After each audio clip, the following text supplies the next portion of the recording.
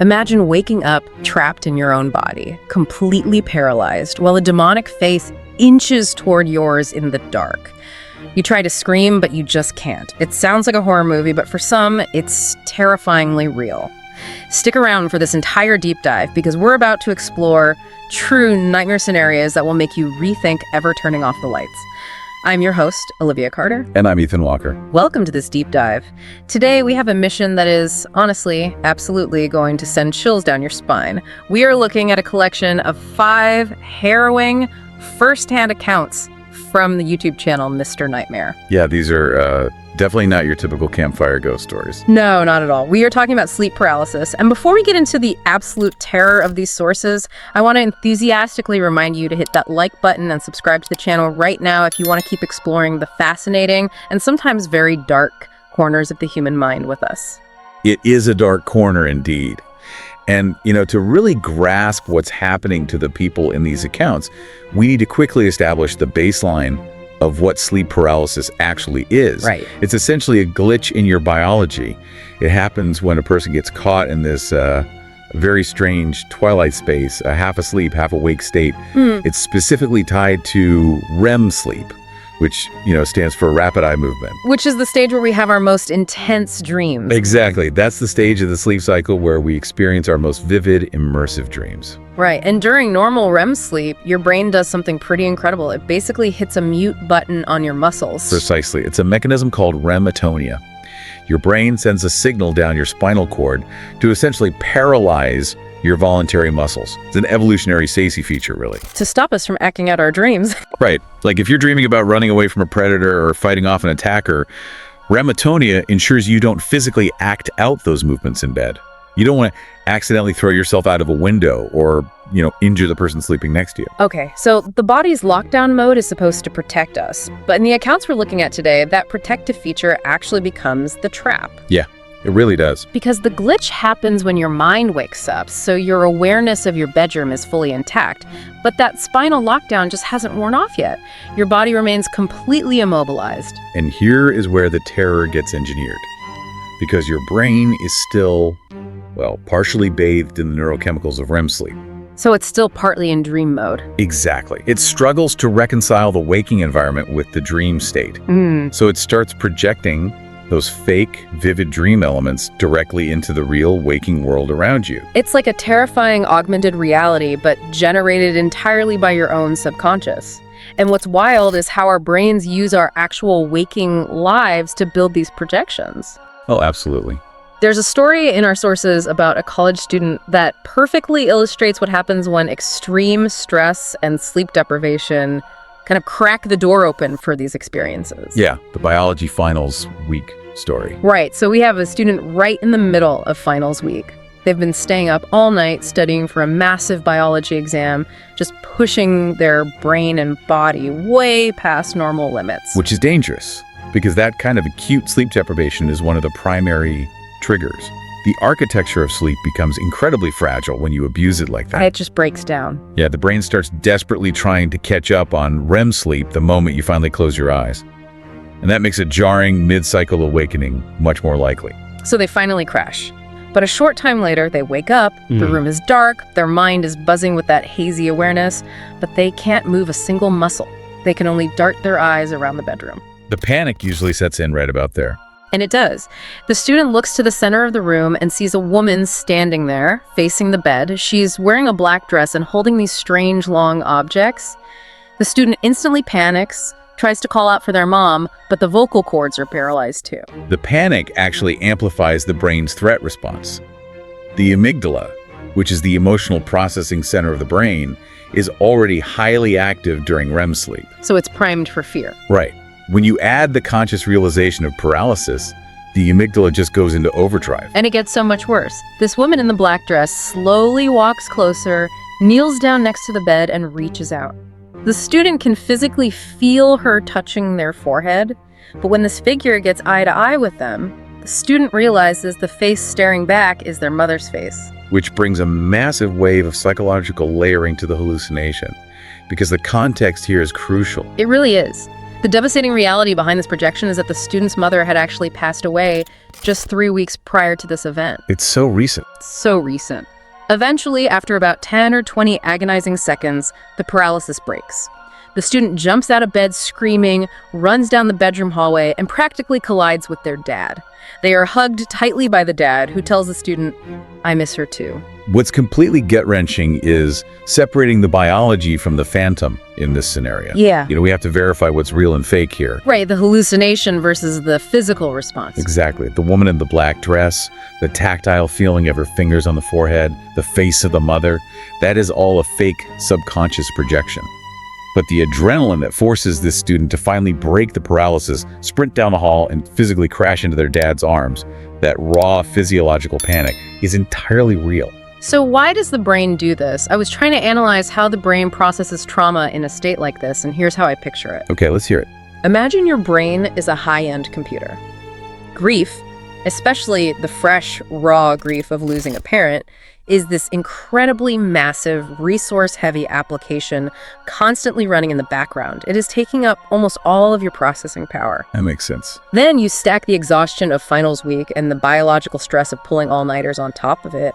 The computer just runs out of RAM, it completely crashes, and that unresolved emotional pain literally bleeds directly onto the screen. It takes the grief and projects it right into the physical room. That analogy holds up surprisingly well to the neuroscience, honestly. Sleep, particularly REM sleep, is the time when the brain attempts to file away emotional memories. With overnight therapy. Yeah, emotional overnight therapy. It takes the sharp, painful edges off of our daily experiences. But when the system is overloaded by extreme acute stress, exhaustion, and profound grief, that filing process breaks down. It just can't handle it. Right. So when the student wakes up paralyzed, the brain is flooded with a profound sense of dread and sorrow. But it lacks a physical explanation for it. It searches its current emotional database, pulls the most prominent, painful image it has, the deceased mother, and weaponizes it to make sense of the overwhelming despair. Honestly, looking at it from a personal standpoint, giving my own opinion here, this is just universally terrifying. Having your own grief, your own deep trauma used against you by your own mind. It's awful. You're paralyzed, you're desperate for comfort, you're literally trying to scream for your mom, and your brain gives you this twisted, spectral version of her instead. It just feels cruel. It is profoundly cruel, and it shows how sleep paralysis taps into our deepest internal vulnerabilities. But it doesn't always use personal trauma. No, it doesn't. Sometimes it relies on fears that are much more universal, which takes us out of the realm of internal grief and into something hardwired into us from the caveman days. You're talking about the fear of the dark, and more specifically, the absolute classic primal fear of what is lurking in the closet. Exactly. The evolutionary psychology here is fascinating. For early humans, the dark, enclosed spaces were where predators actually hid. Right, the real monsters. Yeah, our brains are genetically predisposed to scan dark corners for faces and threats. And boy, does the brain find a threat in our next account. We have a 24-year-old who falls asleep and slips into a REM nightmare where they're being chased through the woods. They jolt awake in bed, completely paralyzed. Classic trigger. But instead of visual terror right away, it starts with audio. They start hearing this noise. The source describes it as an indescribable, robotic, yet alive sound. Creepy. It starts soft, but it repeats every 3 seconds. Every 3 seconds getting slightly louder, slightly closer. It gets so unbearably loud inside their head they want to scream to make it stop. See, the rhythmic nature of that auditory hallucination isn't random. When the brain is deprived of actual sensory input from the room, but the auditory cortex is firing wildly due to the REM state, it tries to establish a pattern. Just trying to make sense of the noise. Right. The 3-second interval is the brain trying to create a predictable rhythm out of chaotic neural static. But the visual cortex eventually catches up, and it locks onto the closet door. The victim explicitly notes there is a crack in the door, a crack they never, ever leave open. Of course. And looking through that narrow sliver of darkness is the distorted face of a man with an unhumanly large, open-mouthed smile. Every time that robotic noise hits, the closet and the smiling face seem to inch closer and closer to the bed until the closet door violently slams shut and the room goes dead silent. The paralysis finally lifts. That slow build of tension is excruciating. But what happens when the hallucination doesn't inch toward you? What happens when it's immediate and physical?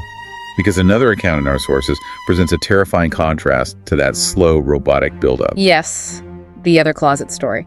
This person senses an intensely evil presence coming from their closet the second they wake up paralyzed. They actively try to avoid looking at it, but their head physically feels like it is being forcefully pushed to the side to face the dark. That physical manipulation is so scary. It is. Then they feel this sickening laughter washing over them in actual physical waves. Just the phrase sickening laughter washing in waves makes my skin crawl. It's an overwhelming sensory assault, and it escalates dramatically. The entity in the closet essentially throws a severed human head at the victim, and it lands right on their chest. Oh, that's terrible. The source even notes the horrific detail that it was the face of a girl they used to know in high school. The terror is so absolute that they are reduced to desperate grunting and moaning, straining with all their might just to rock side to side, trying to get the weight of this severed head off their chest. Okay, wait, I have to stop and analyze this. Why does the brain fixate on this crushing physical weight? Because it feels so common in these stories. Is it just a metaphor for fear, or is there a physical reason they feel like a demon or a severed head is literally crushing their lungs? There's a very real biological theory for it. It comes back to the physiology of REM and atonia. During REM sleep, your breathing naturally becomes much shallower. Your intercostal muscles, the respiratory muscles in your chest wall, are paralyzed, just like your arms and legs. The only muscle really keeping you breathing is your diaphragm. Oh, wow. So when you wake up terrified in this state, your natural instinct is to take a deep, massive, panicked breath. But because those chest muscles are locked down, you physically cannot expand your chest fully. So because the physical body literally cannot take a deep breath, the panicked brain basically reverse engineers a demon to justify why the chest feels crushed. That's exactly it. The mind is an incredible story builder. It registers the physical restriction of the chest wall, the amygdala senses the panic, and the brain rapidly invents a narrative to explain the biological data. I can't breathe, so something heavy must be sitting on me. That makes untangling the reality from the nightmare so insidious. In that second story we talked about, the 24-year-old actually ran to get their dad to check the closet. The dad flicked on the light and verified it was completely empty. Proving it was fake. Right. The grinning man. The violently slamming door, totally fabricated, totally fake. But the racing heart, the adrenaline flooding their veins, the desperate grunting to get a severed head off your chest. That physiological response is 100% physically real. Your body is entirely convinced it is fighting for survival. Which explains why the psychological trauma of these events lingers long after the sun comes up and the closet is proven empty. I have to say, my personal opinion on these two stories, it's the audio details that absolutely wreck me, the sickening laughter that washes over you, and that relentless 3-second robotic noise. And it's intense. It's one thing to see a monster in the shadows, but to hear it so vividly escalating inside your own head where you can't even raise your hands to cover your ears, that is a level of visceral, inescapable discomfort I can't even fathom. It strips away all your defense mechanisms. Absolutely. And listen, if your heart is racing right now as much as ours are just discussing this is the perfect moment to pause the tension. Make sure you hit that like button, subscribe to the channel, and join us for more deep dives because you really do not want to miss what we uncover next. We are shifting gears entirely now. So far, we've explored how the brain weaponizes past grief and immediate environmental fears. But what happens when the hallucination isn't about the past or the present, but the future? This is where the deep dive gets genuinely mind-bending, because this next account raises a deeply unsettling question. Can sleep paralysis actually act as a premonition? That's a huge question. The timeline for this one is early morning between 5 and 6 a.m. The sun is just starting to peek through the blinds. The victim wakes up with that heavy, familiar feeling of paralysis. But suddenly, they hear heavy footsteps coming up the stairs. It's their brother, followed closely by their sister, dad, and mom. The entire immediate family walking into the room. Right, but visually, everything is wrong. The family members are all sobbing hysterically, and they are physically distorted. They all appear to be at least a foot taller than they should be, towering over the bed, looking like giants about to hit the ceiling, just staring down at the paralyzed victim and crying. There's such a bizarre, terrifying visual. The victim is terrified and wants to yell at them to stop. Then the giant family members turn around and walk back down the stairs. The paralysis breaks, the victim instantly runs downstairs to find out what's wrong, and the living space is completely empty. They check all the bedrooms, and all 4 family members are fast asleep in their beds. It's a profoundly unnerving experience, seeing your family mourning you while you're trapped in your own body. But the narrative hinges entirely on the real-world twist that follows a few days later. A few days later, the victim is crossing the road with some friends and is struck by a speeding car. It's a horrific accident. They suffer 3 broken bones, including a fractured thigh bone, and are hospitalized for a week. Just off. And at one point during that brutal week in the hospital, the victim is lying in bed, looks up, and all 4 family members are standing next to the hospital bed, looking down, crying. The source explicitly states that looking up at them from the hospital bed was almost the exact same image from their sleep paralysis episode. They firmly believe the sleep paralysis was a sign, a warning. This is where we have to analyze some heavily debated psychological theory. Because on one side, across cultures and throughout history, you have believers who would argue the subconscious mind is picking up on subtle variables, or connecting to a temporal reality we don't fully understand yet, presenting a genuine premonition. Okay, I hear that, but I have to push back hard here. Because as wild as that is, isn't there a much more grounded scientific explanation for this? Like, is the brain just playing a massive trick with memory? Is it possible that the trauma of the actual car crash, the pain, waking up in the hospital, seeing the crying family, was so severe that the brain retroactively reached back, grabbed a vague, scary dream they had a few days prior, and edited the memory of that dream to perfectly match the current terrifying reality, like a traumatic subconscious rewrite? You're hitting right on the concept of memory reconsolidation. It's a fascinating counter theory. We tend to think of human memory like a video recording that we just hit play on. But neuroscientists know that's not true. It changes over time. Memory is incredibly malleable. Think of it more like a Wikipedia page. Every time you recall a memory, you open that page for editing. After a massive physical and emotional trauma like a car crash, the brain is desperately seeking order in chaos. It wants a reason for the pain. Right. So to help process the random horror of the accident, the brain might subconsciously rewrite the details of the previous nightmare to mirror the hospital room.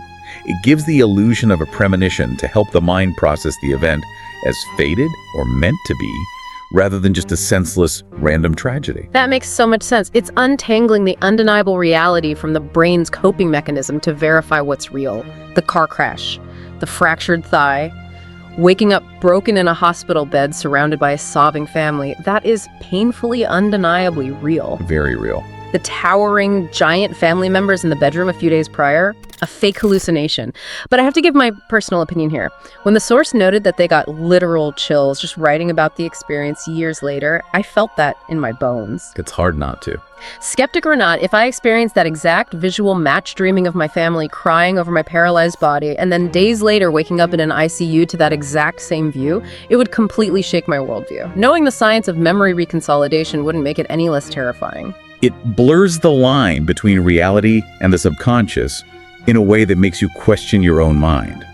It suggests the boundaries we rely on to feel safe are incredibly porous. And speaking of porous boundaries, that brings us to our final account. We just talked about memory rewriting the past to fit the present, but there's a flip side. What happens when the actual physical present follows you right into the nightmare? Yeah, what happens when a creepy real-world encounter refuses to stay in the waking world? This is where the safety net of consciousness completely collapses. It is pure nightmare fuel. It's the summer of 2016. A group of friends are out late, walking around town after having a few drinks. One of them spots someone crouching and hiding in a bush in front of a house. Which is already unsettling. Very. They cautiously get a little closer, and suddenly this weird, highly off-putting sound starts coming from the bush. The friends scream, laugh it off nervously, and sprint away, assuming it's just a local weirdo or a prank. The victim goes home, gets into bed, and falls asleep easily. But then they wake up paralyzed in pitch blackness. They are now in that hyper-vulnerable state we discussed, with the amygdala on high alert.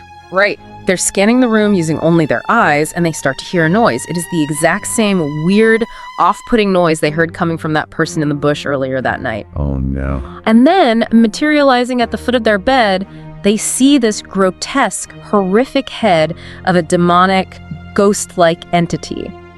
As it inches closer, they realize its body blends completely into the blackness of the room. Its mouth is hanging open, and it just keeps making that familiar noise from the bush, getting mere inches from their face before it finally fades away into the dark.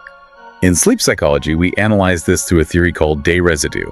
It's how waking sensory input acts as a seed for our dreams. Day residue. Yeah, the brain takes an unresolved, bizarre, highly stimulating encounter, in this case, the person and the weird noise in the bush, and carries it right into the sleep cycle. So if I'm understanding this right, let's say you think of your brain during REM sleep as a hypervigilant security guard locked in a dark room.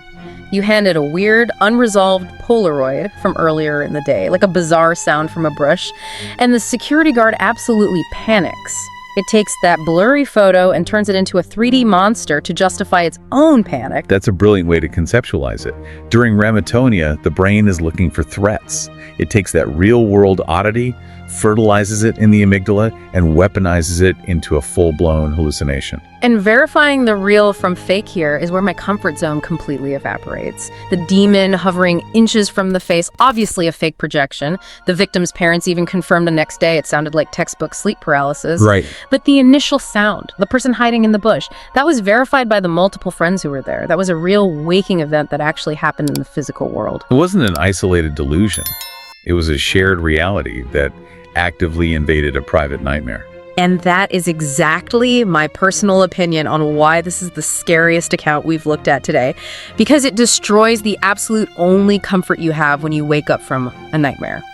Usually you wake up sweating, your heart is pounding, and you tell yourself, it's okay, it was just a dream, none of it was real. You reassure yourself.